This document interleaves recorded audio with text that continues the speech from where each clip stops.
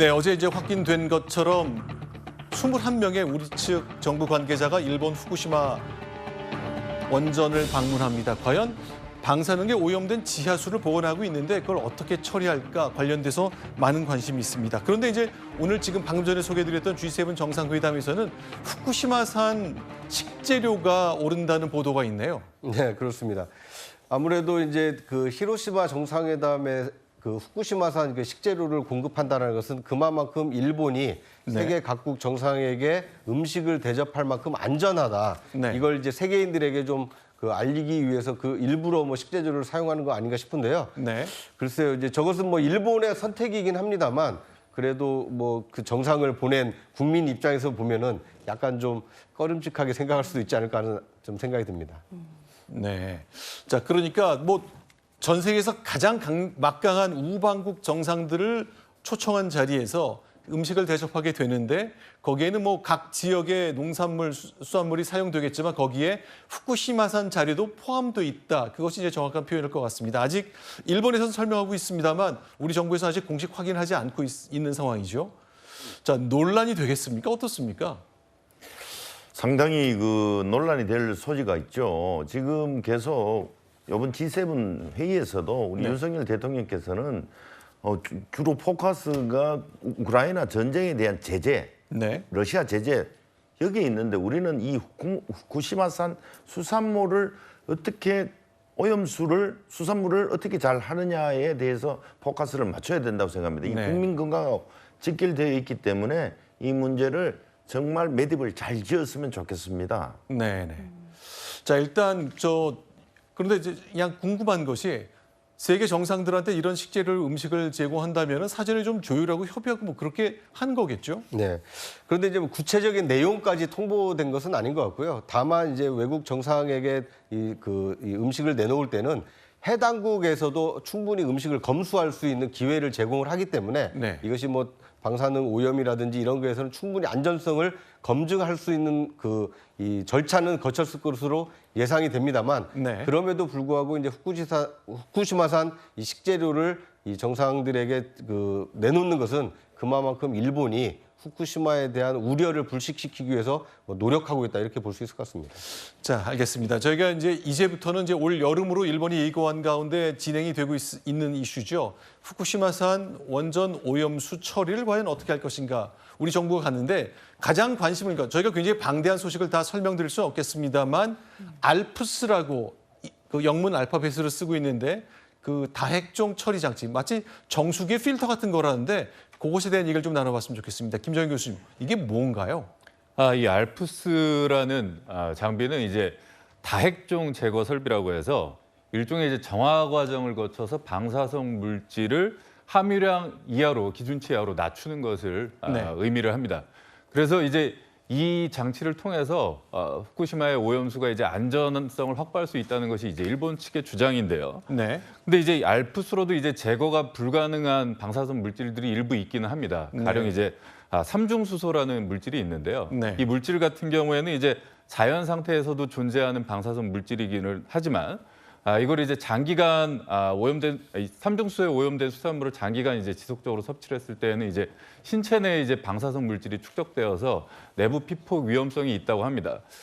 즉 알프스라는 장비가 굉장히 효율적이긴 하지만 좀 한계가 있다는 점에서 아무래도 좀 불신이 있을 수가 있죠. 게다가 이제 이 문제는 과학의 문제이기도 하지만 또 한편으로는 신뢰의 문제이기도 합니다. 이제 일본이 오염수라고 지칭하는 것을 이제 처리수라고 부르는 것부터 이제 우리 국민들 입장에서 아무래도 좀 불신이 생기기 시작한 것은 부인할 수가 없을 것 같습니다. 그래서 이 문제는 국민의 건강과 안전이 매우 직결되는 사안이기 때문에 정부 입장에서도 일본 측의 제안을 섣부르게 이제 따라주기보다는 신중하게 접근을 해야 할 사안이라고 생각을 합니다. 네. 그러니까 저희가 지난주에도 한번 소개를 드렸습니다만 저희가 원자력 과학자하고 전화 인터뷰를 해본 결과 그 큰 탱크에 보이는 그 저장한 그 물 가운데 30%는 처리가 돼 있고 그리고 70%는 아직 처리를 못한 오염수의 단계다. 그런 설명 저희가 지난주에 들은 적이 있습니다.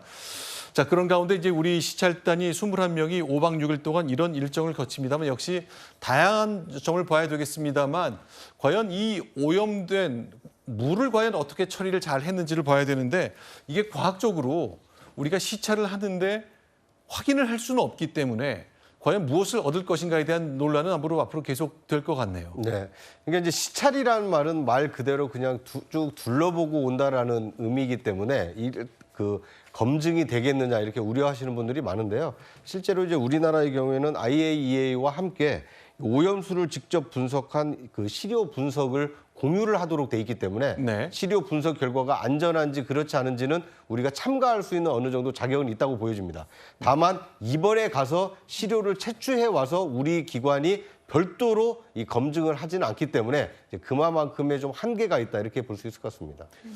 그러니까 후쿠시마에서 물을 떠와서 IAEA가 떠왔죠. 그런데 IAEA라는 국제기구만 하면은 좀 신뢰를 더 쌓기는 어려우니까 미국한테도 보내주고 프랑스한테도 보내주고 스위스한테도 보내주고 한국한테도 보내줘서 네 나라가 IAEA와 동일한 원전 오염수를 가지고 처리를 이걸 했다는 건데 깨끗한 물인지 아직 그렇지 않은 것인지를 비교해서 맞춰본다는 얘기잖아요. 네. 그 결과는 아직 나오지 않은 상태입니다. 그러니까 이달 중순에 이제 1차 시료 결과가 발표가 되고요. 네. 그 이후에 이제 2차 그 시료 검증을 하게 될 텐데 만약 1차에서 4개국에서 그 검증해 보니까 뭐 먹어도 되는 물이다. 이렇게 된다라면 이제 상당히 안전성이 검증이 되겠지만 만약에 거기에서 넷 중에 2개국 이상에서 이건 문제가 있다라고 한다라면 오염수 방출에 대해서는 굉장히 우려가 커질 수 있는 상황이다 이렇게 볼 수 있을 것 같습니다. 제가 잠시 좀 부연 설명을 하자면 지금 먹어도 되는 물이다 이렇게 표현을 하셨습니다만 이거는 방류. 예, 그렇죠. 40배를 희석해서 방류해도 되는 물이다 그 얘기죠. 그렇습니다. 네. 지금 문제는 자꾸 우리 그 방사성 동위원소 기호 어려운 이야기만 자꾸 하고 있지 않습니까? 네. 국민들은 모든 자꾸 그 핵 전문가들에 의해서 어떤 네. 분은 이게 상당히 위험하다고 이야기를 하니까 네. 여기에 대해서 불안감이 많은 겁니다. 네. 그러면 이 정부가 이 불안한 것을 불식시킬 필요가 있는데 네. 지금 봐서는 많은 행동들이 지금 시찰단 가더라도 이틀만 현장에 간다 하고 네. 시찰단 자체도 원자력 안전위원장만 발표가 되고 나머지 20분은 공개도 한다고 민간인 또 같이 가자 하니까 그분 또 배제했고 네. 일본 언론에서는 곧 이 시찰단이 다녀가면 후쿠시마산 수산물이 한국에서 수입 해제할 것이다 이런 이야기가 나오고 있거든요. 그래서 저는 계속 염려되는 게 우리 대한민국 정부는 일본의 이익을 지킬 것이 아니고 우리 국민을 지켜야 됩니다. 또 중요한 말씀을 윤석열 대통령은 간호법을 거부하면서 이런 말씀을 하셨어요. 국민의 건강은 모든 어느 것보다 우선시 되어야 된다. 네. 경제, 외교, 뭐 산업 등등보다 모든 것이 우선이 돼야 된다라고 하는데 지금 이거 후쿠시마 이거는 방류하는 것을 정부가 수수방관하는 것 같아서 네. 용인하는 것 같아서 이율 배반이다. 이런 생각마저 듭니다. 그럼 지금 말씀드리니까 잠깐 생각난 건데 강민구 위원장님은 이제 민주당의 대구시당 위원장이시니까 네. 우리 정부가 하는 걸 보면은 윤석열 정부는 일본의 이익을 위해서 공부하는 것처럼 보이세요? 어떠세요? 지금 현재 말씀 비슷한 국민들이 말씀하셨어요. 예.